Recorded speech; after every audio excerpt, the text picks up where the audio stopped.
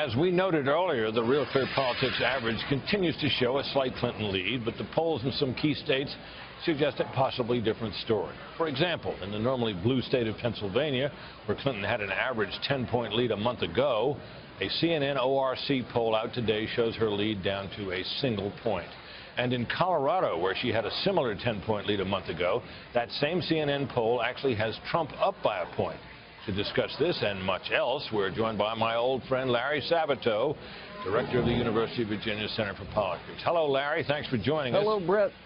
How are you? I'm well. Give me your take on, just your overall take on the shape of the race.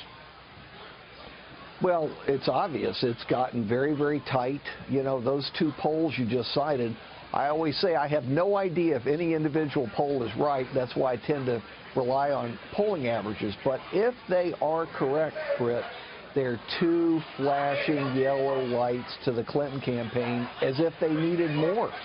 Clinton has been drifting down. It's not a collapse. It's just a tiny drift down. And Trump has been moving up a little bit at a time, especially in some of the key swing states. It's obvious that she's got to use the debate tonight to stop the deterioration, and Trump wants to use the debate to continue the deterioration. You know, Larry, I was looking at of the new polls out. The one that really shocked me was Pennsylvania, which is a place where Republicans usually manage to find some hope sometime about the middle of October. And I can remember presidential candidates on the Republican side going into Pennsylvania the last minute, spending a day. And, of course, it always ends up being a forlorn hope because Pennsylvania always seems in the end to go blue. But this close, this soon, if that poll is right, certainly struck me. How about you? Well, when I saw it, I was very surprised. The same with Colorado, given the polls we've seen for the last 6 months. Now, look, in Pennsylvania, the polling average is, I think, around 3 percentage points in Clinton's favor. So you have to look at the polling averages. But sometimes a poll is a harbinger of a change that is just happening. So that's why we watch not day by day, but hour by hour. Exactly right. Do you think Colorado, I mean, Colorado has been a back and forth kind of state, unlike Pennsylvania. I suspect that poll didn't surprise you as much as Pennsylvania. Am I right? Yeah, no, absolutely. Pennsylvania is much bluer.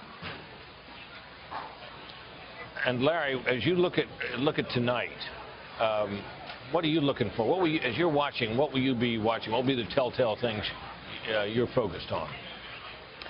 You know, they sit there, or stand there, I should say, and debate for 90 minutes, and a lot of topics are covered, a lot of substance is covered, but we always get down to what goes on the debate reel that will last for all time, Brett, and you and I have been around a long while. We remember all the debates, and they're tiny little snippets.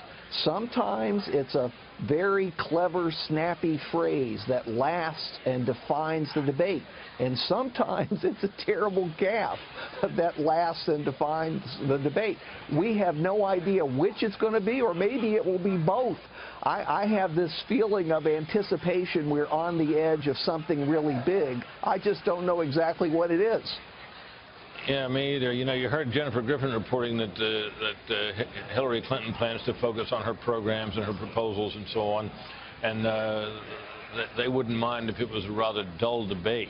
If it is a rather dull debate and neither candidate makes a big mistake and Donald Trump is rather sedate and dull, who does that help, do you think? Well, probably neither one.